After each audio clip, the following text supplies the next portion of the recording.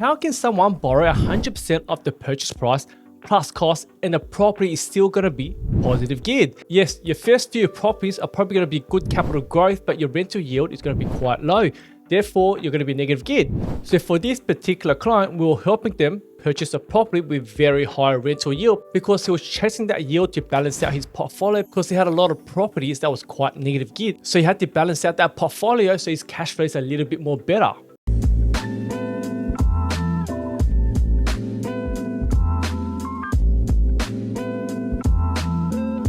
So imagine purchasing an investment property, borrowing 100% of the purchase price plus cost, and after all your expenses from your rental income, you're still going to be positive geared. And I'm going to show you how it's done. I'm Tony Shah, and thanks for joining me on another episode of the Mortgage Chat. So you're probably thinking I'm full of shit right now. How can someone borrow 100% of the purchase price plus cost and the property is still going to be positive geared?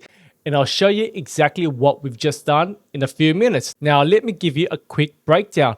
What this client wanted was he wanted to chase the yield rather than the growth because he's already got a few properties for capital growth purposes and those are quite negative geared.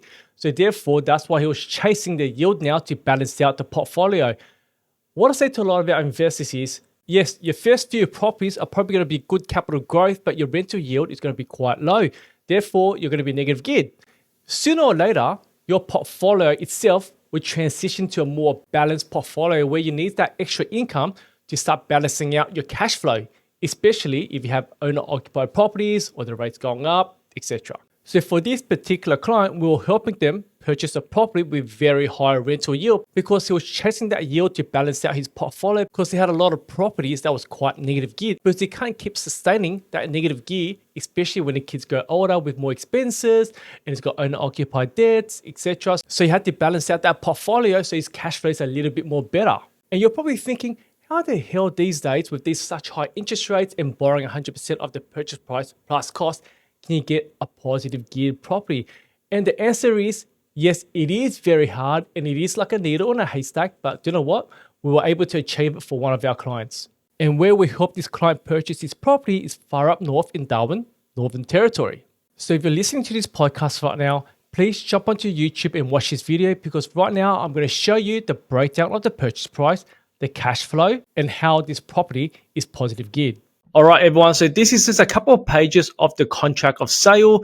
Now, obviously, I had to cover a few things off for privacy reasons, such as the purchaser's name and the actual address of the property, right? Because obviously it is for privacy.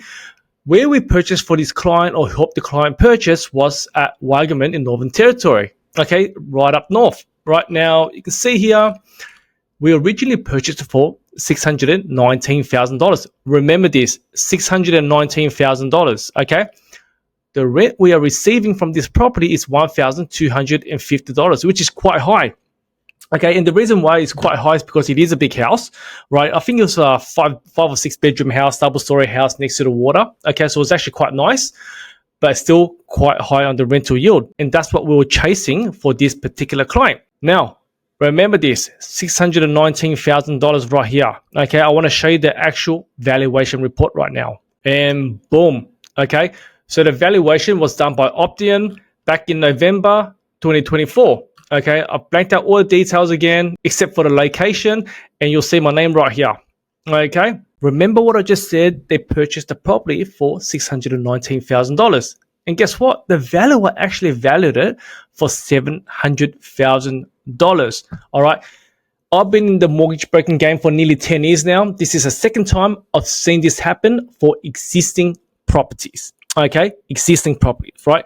So for off the plan and unregistered land, the valuation can come back higher than what the purchase price is, right? And that's very common. But for existing property purchases, I've only seen it twice the last 10 years. All right. The first one was back in around 2015-16 time. Okay. And now 2024 during this time. So about 8-9 years after, we've seen it again.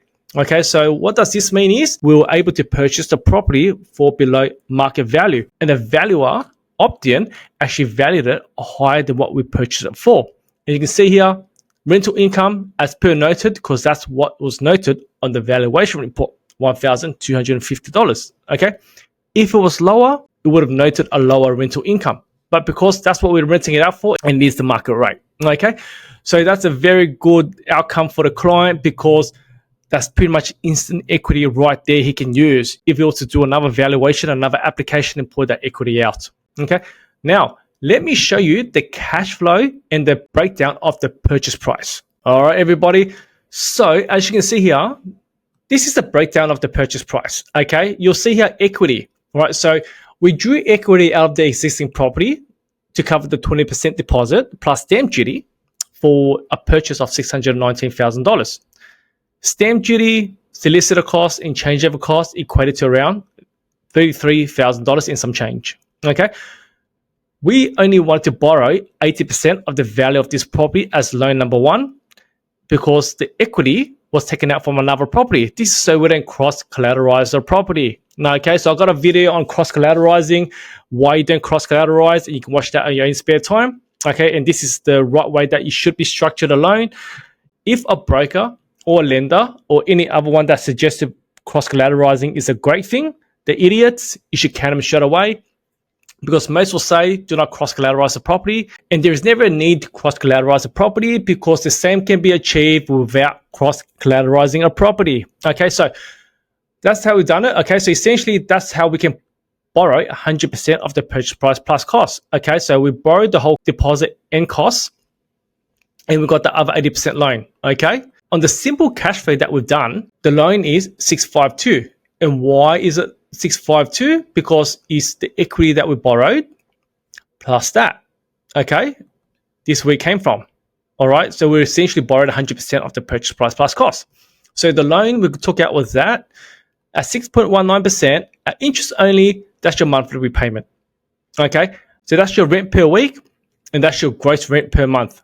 Okay, we like to take away 30% as an expense for this cash flow for our clients because we like to account for property management fee, council rates, water rates, insurance, etc. Okay, so we use 30% to be more conservative, but you can use 20-25% up to you. So that's our net rent. Okay, that's that minus that.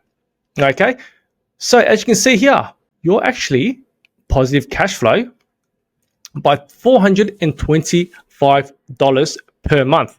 Okay, because the net rent covers the repayments. Okay, and that rate is right now June 2025, just after the rate cut.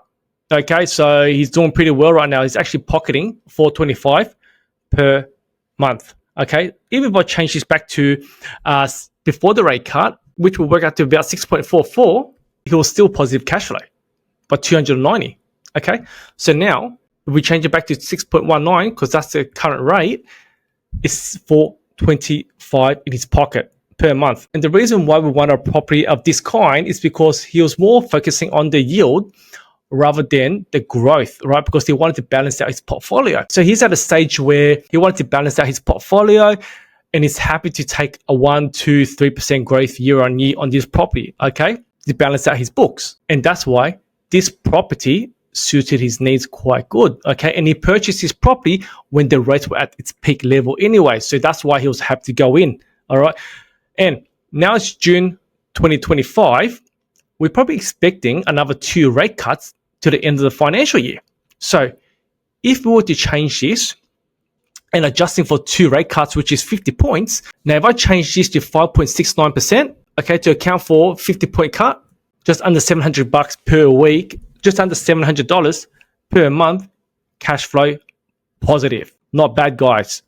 Okay, and this is not taking into consideration of its depreciation on the property. Okay, we won't take that into account on this calculation because we don't know what it is. Okay, so we're only working out the cash flow basis based on rate, yield, and loan. Okay, so now let's work out what his rental yield on this property is. Most people would like to use the yearly rent to the purchase price, but in my opinion, we should adjust it to the total cost because that's how much she spent on the property. Okay, so if I was to work out the yearly rent, which is that 1250 times it by 52, of course 52 weeks, is 65 grand a year that you're getting from this property. Okay, so let's work out what the gross yield on this property is, which is that divided by that. Look at that. Just under 10%. Just under 10%. That is higher than what you can potentially get in commercial properties. Okay. Now, let's work out what the net yield can be if I was to take away 30% for expenses. Okay, so let's work it out. If I go that, and I'm going to times it by 0.7 because remember, 30% for expenses, so I'm left with 70% net yield. Okay, that times the 0.7. Look at that, just under 7%. Just under 7% net yield. That is the net yield you're probably going to get for commercial properties. Okay, that's why I always say you don't need to buy a commercial property to obtain great rental yields. This can be achieved if you look a little bit harder through residential properties. Okay, now if you can't find a residential property like this that achieves such high rental yield, then do you know what? Look at my granny flat video where if you add a granny flat onto your property, your net rental yield will increase significantly based on the rent you're going to receive from the granny flat, which far way exceeds the cost in getting the loan and paying for the loan for the granny flat. Okay, so like I said to you guys, there's never reason to really always only focus on commercial properties to chase that yield. It can be achieved through residential property. I'm not against commercial properties. Okay, I'm not trying to say that commercial property is the worst thing, but I think some people just relies on commercial properties too much to achieve this rental yield. Okay, and to be honest with you, in my opinion, the likelihood this property will increase in value is probably going to be higher than a commercial property.